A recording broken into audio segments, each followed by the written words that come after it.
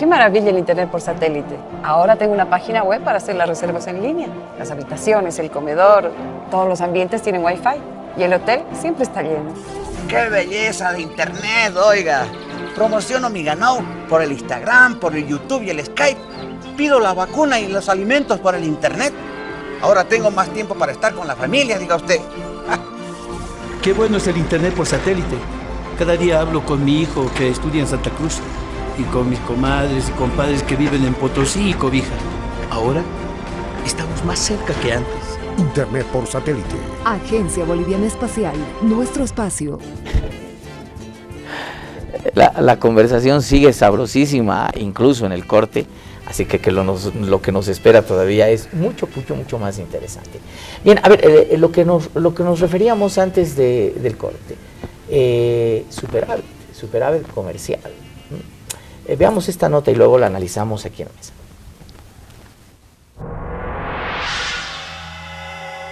Los estados a nivel internacional, prácticamente todos los estados en el mundo realizan una serie de mediciones para ir evaluando de manera periódica, de manera mensual, semestral o anual, el crecimiento o el comportamiento de su economía. Tal es el caso de la balanza comercial.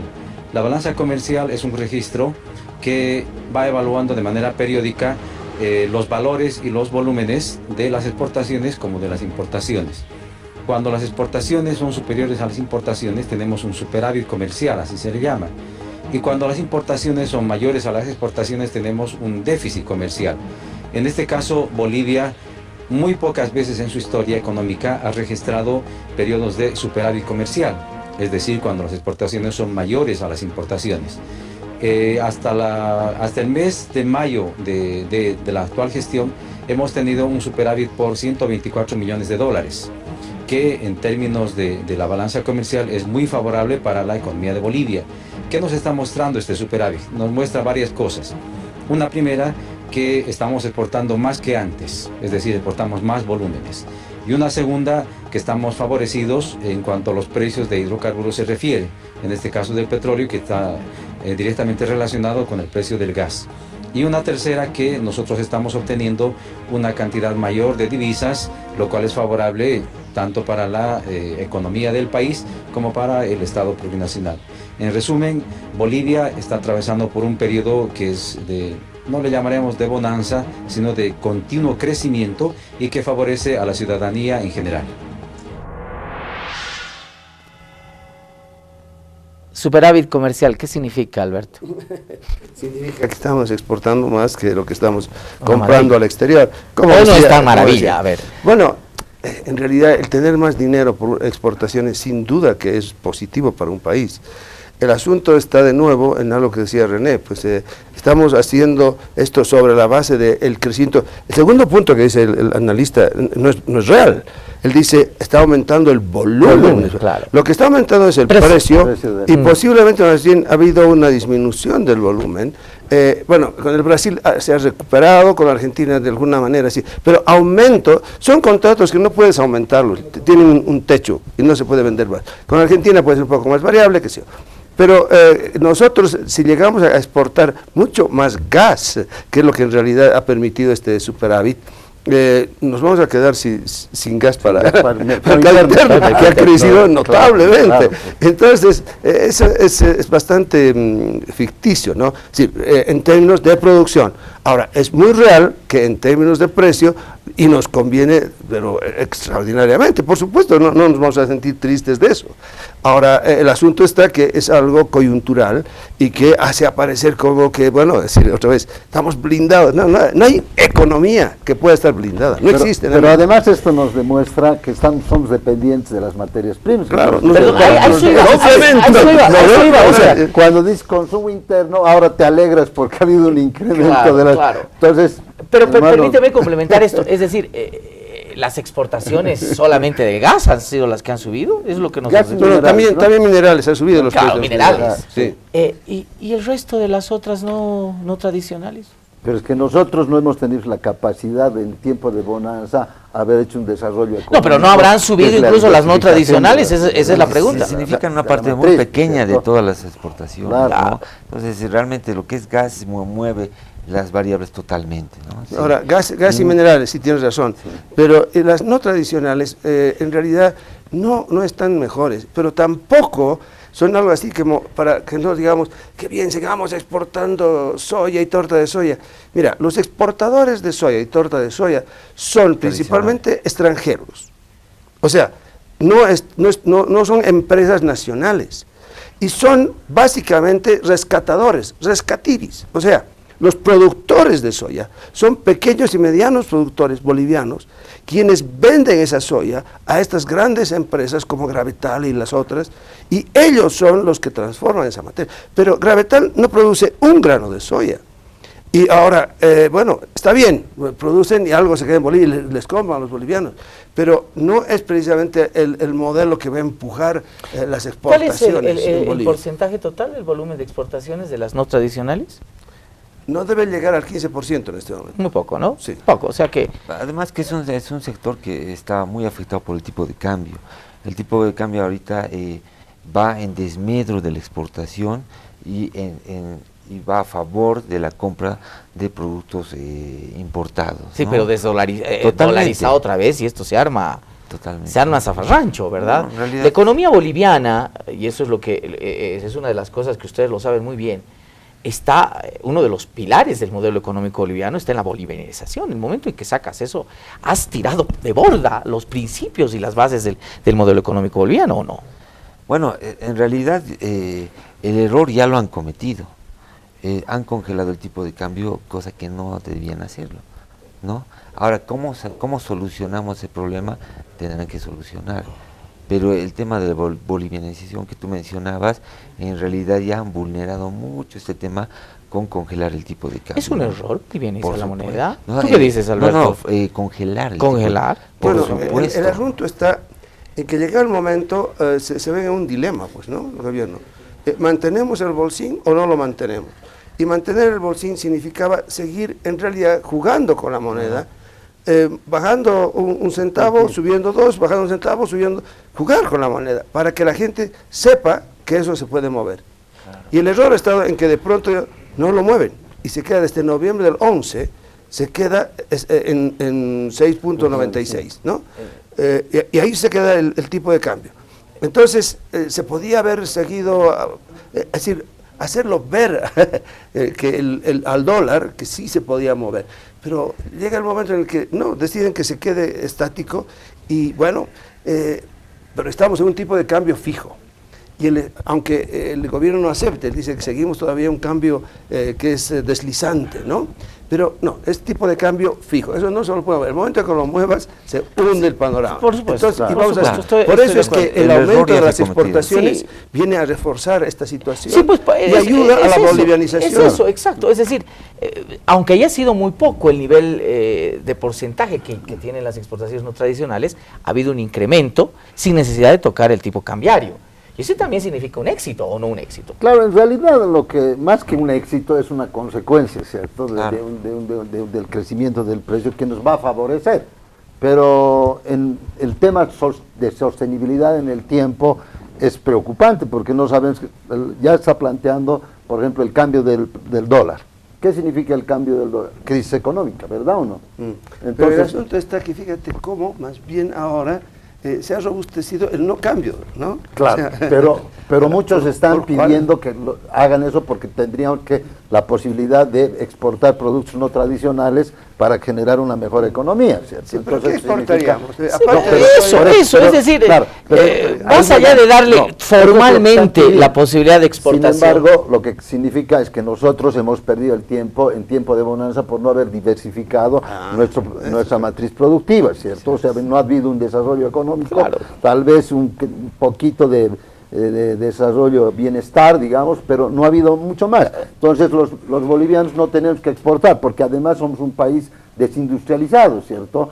Y no podemos competir con productos, como decía algún experto en medicina esta mañana, que no podemos competir con China porque produce todo, ¿verdad? Entonces, ¿qué productos tendrían es decir, que producir? Yo no voy a arriesgar el tipo de cambio, el tipo de cambio para favorecer a un 15% del volumen de mis exportaciones. Y yo no sé, aparte de no haber fortalecido la matriz industrial, si es que, por ejemplo, ya refugiándonos en el ámbito privado, el sector privado hubiese tenido más posibilidad de producir más de lo que produce hoy día. El sector privado también se ha acostumbrado, como su mercado es el Estado, a venderle todo al Estado, ¿cierto? Entonces ha crecido su economía en el sentido de venderle al Estado y no de producir y no de invertir en lo que debería invertir. Sí, pero por supuesto que el tipo de cambio afecta al productor nacional, no solamente por el tema de exportaciones, porque tenemos las exportaciones que no dependen tanto del tipo de cambio, sino de los contratos con el Brasil y la Argentina.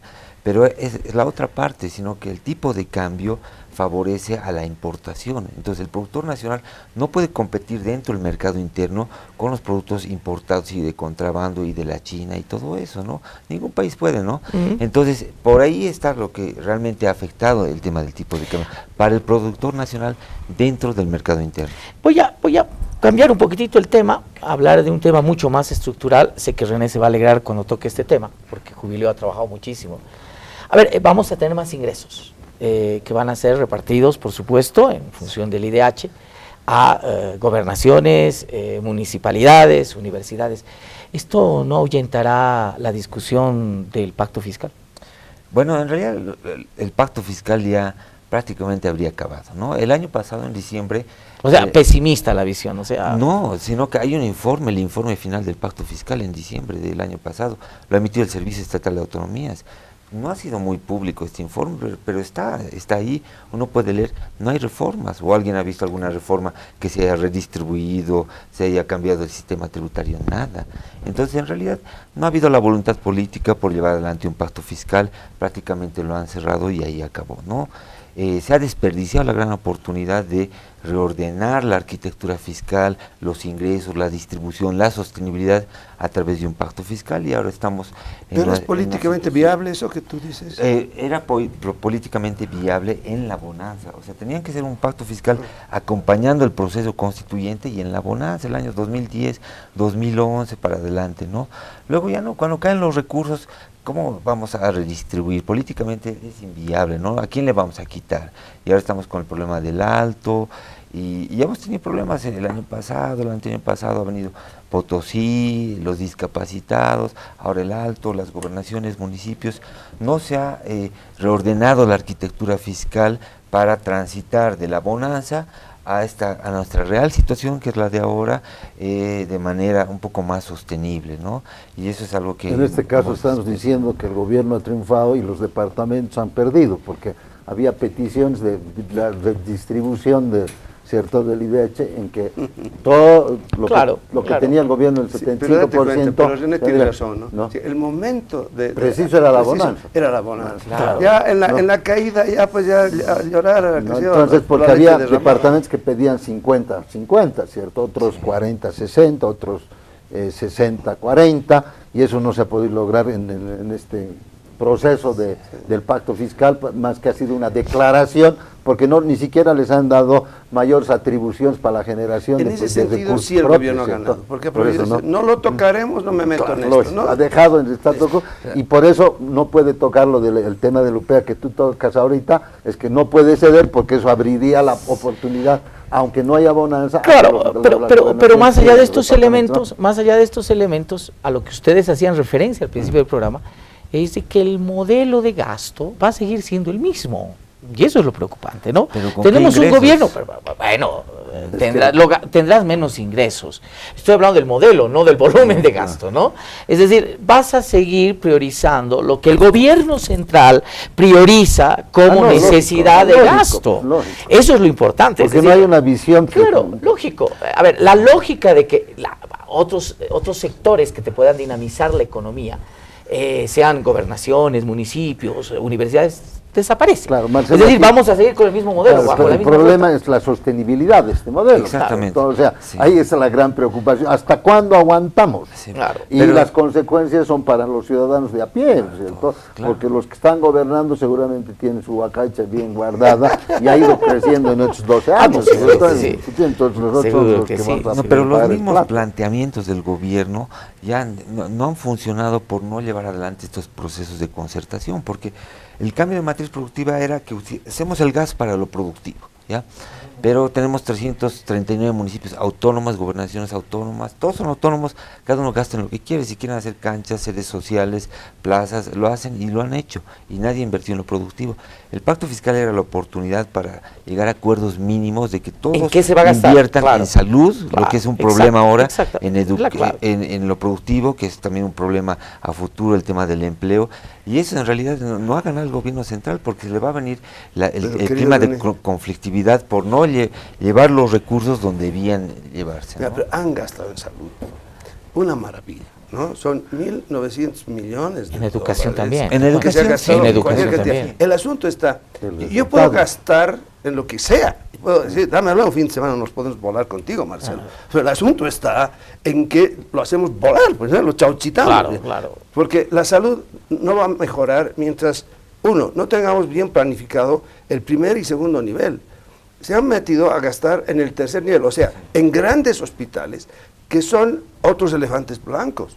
En Cobija hay un hospital que ha sido inaugurado no sé cuántas veces, 4 o 5 veces, pero por fracciones. Y hay una parte del hospital que no se abre porque no hay a quién atender y ni quién va a atender. O sea, no hay los médicos. Y ese es un problema profundo, ¿no? Claro. Entonces, gastar en salud, mucha plata gastar, pero ¿cómo? Incluso hay un hospital que se ha caído por lo mal construido que estaba y lo han vuelto a construir. Bueno, una maravilla eso, porque la destrucción también ahí genera buenas comisiones. A ver, está Claro, bien. el tema de O sea, ha sido gastar, más- invertir en ha- infraestructura implica ¿Quieres- negociado. ¿Quieres hacerte rico? Pero- Construye, hombre. Es Claro. así de sencillo. Es la Lógicamente, única esa forma. es una base también para la generación por de supuesto, empleo, no. Claro, temporal, tendríamos etcétera, de 2 o inyección 3 de programas, dinero, necesitaríamos pero para ver la habría que diferencia ver. entre crecimiento y desarrollo, que Sí, creo que ese es, claro. que Ese es el gran debate, ese es el gran debate, debate, ¿verdad? claro. Bolivia ha crecido, pero en desarrollo todavía estamos. Les voy a lanzar preguntitas concretas antes de irme. El segundo aguinaldo asegurado, ¿qué es lo que a la gente le interesa? Yo digo que sí. Políticamente, decisión que se confirma. Sí, pero solamente si observamos el sector público, que es el principal empleador, en realidad no debería pagarse un doble aguinaldo. ¿Por qué? Porque estamos en un déficit profundo. Entonces, ¿de dónde vamos a sacar para un doble aguinaldo? ¿No? Entonces, no, en realidad no va acompañado de una salud fiscal, si se quiere, ¿no? No deberíamos pagar un doble aguinaldo. Sí, pero sin embargo, déjame comentar un poquito eso, porque se habla mucho del déficit fiscal. Y yo digo, para Europa, para un país desarrollado, decir que tiene que tener un déficit fiscal de 3% está bien. Pero para un país pobre como el nuestro, donde si se dispara un poco el déficit fiscal, mira, está en control, esta economía es tan pequeña y su sector informal es tan, digamos, versátil, que en el momento que suba, bueno, la gente entra ahí a montones y sale también a montones. Entonces sirve de amortiguador económico. Entonces, el querernos medir como país desarrollado con 3% de déficit, me parece a mí exagerado. Ahora, yo digo que podría medirse nuestro déficit, un 9% todavía es aceptable para una economía como Porque esta. este año está proyectado 8.3 y de repente... O sea, por esto digo, es aceptable dentro del marco del dentro, 9, claro. por el tamaño de la economía. Claro. Es algo así, el tamaño de la economía de una familia que gasta 1.000 bolivianos, un mes debe 100, bueno, deja de comer 2 meses y pagó sus 100. En cambio, una economía de 100.000 millones, que se tira 10.000 millones, eso no lo vas a llenar tú ayunando un mes. O un Claro, día. a veces los datos macro no precisamente sintonizan con los micro, Ese con es la el microeconomía, ¿verdad? Es eso. Entonces, el volumen mismo de las economías son muy importantes. Les lanzo la siguiente pregunta también, que creo que es importante y que el televidente está esperando. Más platita, tenemos el próximo semestre, este semestre que se inicia, se van a empezar a ver los resultados de este incremento de los precios de hidrocarburos en la economía. ¿Qué debemos esperar? Bueno, yo creo que esperanzados a que nuestra economía mejore, ¿cierto? Pero no podemos esperar mucho, ya que, como volvemos a decir, seguimos viviendo del alza de los precios y en un caso no han invertido en exploración, ¿cierto? No vamos a poder vender más volumen y no vamos a tener mayores ingresos. Entonces seguimos en la misma... Pero volvemos, eso es en lo macro, ¿verdad? Eso es en lo macro, pero el ciudadano ¿qué va a esperar? Va a esperar de repente más posibilidades de empleo, más posibilidades de entroncarse en un negocito, en un emprendimiento... Pero hermano, un aguinaldo no te permite hacer un nuevo negocio. No, pero no solo estamos hablando del aguinaldo, estamos hablando de ingresos que van a ingresar gobernaciones, municipios y demás. Eso implica en consultorías, contrataciones, etcétera, etcétera, que te dinamiza la economía. Yo creo que va a haber una corta, es decir, una brisa veraniega, ¿no? Pero que sí va a satisfacer ciertas expectativas, pero lamentablemente no es la palabra que he utilizado René varias veces, sostenible, ¿no? O sea, bueno, pero está bien, bienvenido. Sí, bienvenido. Es un respiro, ¿no? Porque los ingresos de gobernaciones habían bajado entre el 2014 y este año en un más del 50%, y en municipios en un 33%, los ingresos de transferencias de impuestos y de H y regalías. Entonces lo que está sucediendo es que esa caída en realidad se está compensando un poco, ¿no? Entonces al que le iban a votar, tal vez ya no la van a votar. O van a pagar deudas. Sí, o van a poder hacer unos más proyectos que los que tenían planificado al principio de la gestión. La idea es que ahora yo sé que se va a asfaltar una calle y se la va a desasfaltar nuevamente y se la va a volver a asfaltar. Ahora, y eso, aunque no me caiga, genera, pues, ¿no? O sea, bajo el viejo esquema keynesiano todavía te genera cierto movimiento. Eso no funciona. Tienen que optimizar el uso de sus recursos. Las inversiones tienen que tener retornos económicos y sociales. O sea, pues tienen que es que entre la racionalidad, si no lo han hecho hasta ahora, ¿qué me haría pensar que lo van a hacer? ¿No? Sí. O sea, aquí estamos entre la lucha de la racionalidad que está planteando y las decisiones políticas. Por supuesto, entonces, que son de beneficio mucho más electorales, porque este año tiene a un año de las elecciones al gobierno, porque caso contrario, si se han dado cuenta, las calles de ciertas ciudades va a estar destruido, se están abriendo, se están volviendo a cerrar, se están abriendo, ¿no? Tratado de mostrar que se están haciendo algún tipo de muchas obras, medidas que se están tomando, lo que están haciendo es diferir el ajuste de la bonanza a la realidad, un sobreendeudamiento para seguir gastando, y eso va a llegar que cuando hay el ajuste sea mucho más abrupto, mucho más doloroso. Claro. Entonces por eso hay que invertir, optimizar el uso de los recursos que traigan retorno. Esa es una visión absolutamente racional, pero si yo fuese político dijera que paguen los que vengan. ¡Oh, no!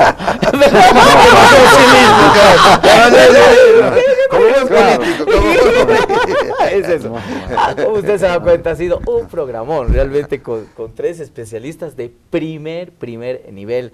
Óscar Heredia, docente universitario, economista, muchísimas gracias por haber venido a Sabor a Tierra, primera vez, con certeza no será la última, Óscar. Gracias, Marcelo, y gracias por compartir el conocimiento y gracias por la... René Martínez, también primera vez en Sabor a Tierra, muchísimas gracias por venir. Gracias por la invitación. Alberto, una habitué, muchísimas gracias.